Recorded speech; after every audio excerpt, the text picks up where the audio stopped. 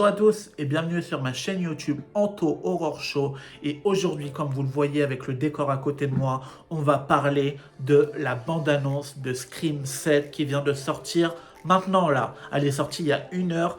J'ai pris le téléphone, j'ai directement fait la vidéo parce qu'il faut qu'on en parle. Moi, vous savez tout l'amour que j'ai pour Scream, toute la franchise, donc faut qu'on en parle. Donc, je vais regarder le trailer avec vous et on en parle ensuite. On y est. Je reviens pas qu'on ait loué la maison de ce psychopathe. Oh, ça c'est trop cool. C'est un détecteur de mouvement.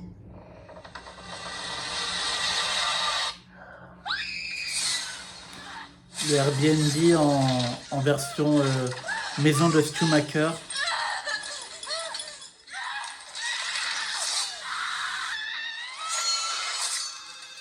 Ok. Allô? Bonjour, Sydney. Oh là, les frissons. Vous vous êtes trouvé une jolie petite ville. Toi et ta ravissante fille. Ça me rappelle l'endroit où on a grandi. Dis donc, tu en sais des choses sur moi pour un petit con de plus qui se cache derrière un modulateur de voix? Oh, je ne me cache pas, Sydney.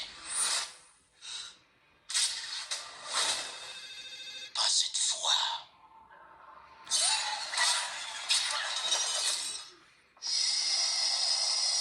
Ça a l'air vachement centré sur la fille de Sydney.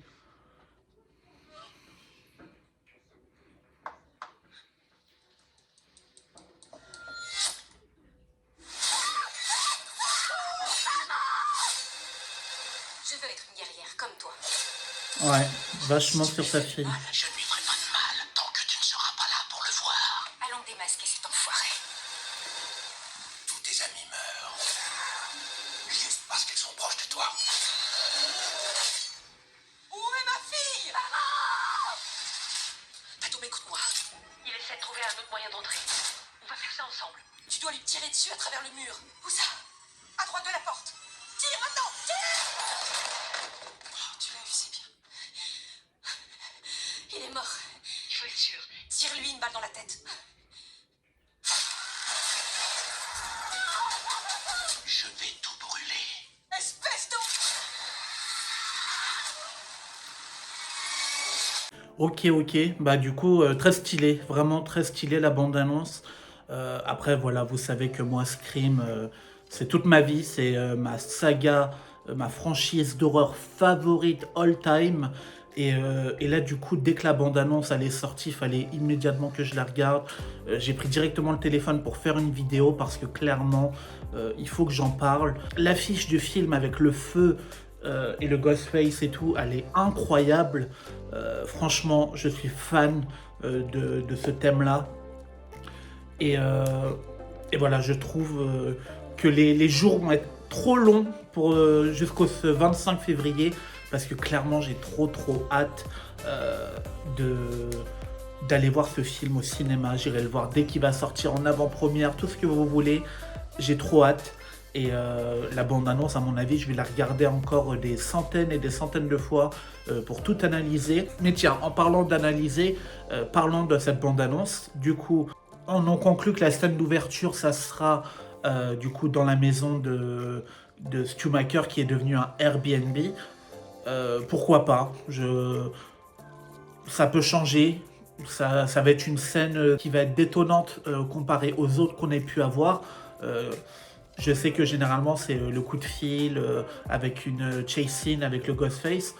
Là, ça a l'air de ne pas être un coup de téléphone.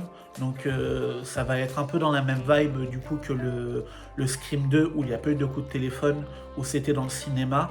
Donc moi je suis pas contre, je trouve que c'est bien d'innover. Les scènes ont l'air vachement pas mal avec le Ghostface en animatronique, vraiment je valide. La scène et tout avec le lampadaire, la fille et tout, enfin j'ai trouvé ça vraiment sympa. Peut-être ça en dévoile un peu trop, mais après ça c'est le problème à chaque fois des bandes annonces, hein, c'est peut-être de trop en montrer. Voilà, je trouve que même la scène de fin, quand on voit que Ghostface il est en train de brûler toute la maison de Schumacher qui est devenu un Airbnb, je trouve la scène incroyable et ça fait un plan magnifique un peu à l'instar de Michael Myers dans Halloween Kills, quand il sort de la maison en feu. Je trouve que ça fait un plan incroyable. Et franchement, je suis fan de cette DA de Ghostface avec le feu, puisqu'on n'avait jamais vraiment eu ça dans la franchise. Donc vraiment, je valide. Donc comme vous voyez dans la vidéo réaction, c'est énormément centré sur la fille de Sidney et Sidney. Moi, j'espère vraiment que Sidney n'est pas au second plan. On nous a promis que ça allait être le main caractère et qu'elle allait être le personnage principal. J'espère vraiment que c'est le cas et qu'il n'y aura pas de mise au second plan, parce que c'est bon, elle incarne la franchise, laissez-lui ses films, même si c'est 20 ans, 30 ans après, elle est quand même la star, et nous, on veut Neve Campbell, on veut Sidney Prescott en main caractère de ce film. Donc, qu'ils ont rajouté sa fille, pourquoi pas. Je trouve que le prénom Tatum, il est un peu trop forcé. Alors moi, vous savez, hein, Tatum, c'est un personnage que j'adore, Rose McGowan, ma vie, mais je trouve que voilà, c'est trop vouloir faire un clin d'œil à son ami de lycée. On n'a jamais vraiment vu qu'elle leur reparlait dans d'autres films, donc je trouve que le clin d'œil il est un peu trop forcé quand même. On voit que c'est les scénaristes qui ont voulu dire tiens regardez, elle a donné le nom, c'est un callback à Tatum du premier film. Ouais, pas fan, vraiment pas fan de ça. On voit très furtivement plutôt Gale et Mindy et Chad dans la bande-annonce. Moi j'ai très peur que Chad et Mindy servent juste de body count. Pour moi c'est vraiment la seule raison pourquoi ils sont dans ce film, c'est pour mourir. Et d'ailleurs Chad pour moi aurait dû mourir dans Scream 6, mais ça c'est un autre débat.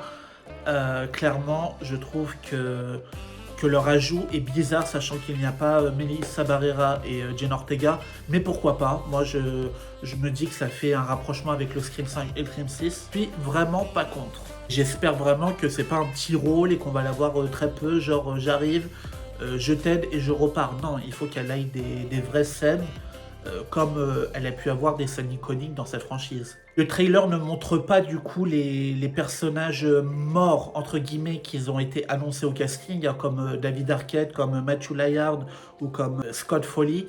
C'est bien qu'il les montre pas, puisque bon, le but d'une bande-annonce, c'est pas de raconter tout le film. Il faudrait quand même garder l'effet surprise pour le peu de gens qui n'ont pas vu ces annonces sur le net. J'ai trouvé ça bien qu'ils ne les montrent pas, même s'ils en montrent un peu trop. Du combat entre Tatum, Sidney et le Ghostface, je trouve qu'on en montre un peu trop, même si je me doute que bon, il y a d'autres scènes et qu'il ne va pas y avoir que ça. Peut-être qu'on en montre un peu trop. Et j'ai peur que du coup ça gâche l'effet surprise, mais c'est ça le problème des bandes annonces à chaque fois, c'est que ils peuvent en montrer beaucoup trop. On voit que Sidney du coup est dans une nouvelle ville, elle a un coffee shop, donc nouvelle vie pour Sidney, cheveux plus courts, toujours le look badass avec la veste en cuir, avec enfin vraiment Sidney Prescott c'est la final girl par excellence. Pour moi elle est au top du top et il n'y a pas mieux qu'elle. Donc voilà, sur Sidney rien à dire. J'ai regardé la bande-annonce en VO et en VF. Donc en VF, je suis rassuré puisque les voix sont les mêmes pour Ghostface, pour Sidney, pour Gale. Donc oui, ça c'est super important pour moi. Sachant que je regarde moi les films en VF 90% du temps. Donc oui, pour moi c'est super important et heureusement qu'il y a ça. Donc voilà, c'est tout ce que j'ai à dire sur la bande-annonce de Scream 7. N'hésitez pas à la voir, la revoir et à me dire, vous, dans les commentaires, ce que vous avez pensé de cette bande-annonce. Voilà, moi j'ai trop hâte. Vivement le 25 février, c'est dans tellement longtemps, mais d'un sens c'est tellement proche, mais c'est dans tellement longtemps. Enfin bref, j'ai trop hâte. D'ici là, il y aura d'autres bandes annonces et d'autres choses qui vont sortir, donc j'aurai l'occasion d'en reparler sur la chaîne. D'ailleurs, si vous voulez vous passer sur la chaîne avec moi pour parler de Scream 7, ça sera avec grand plaisir. En attendant, je vous dis à très bientôt et merci beaucoup de votre soutien. Salut!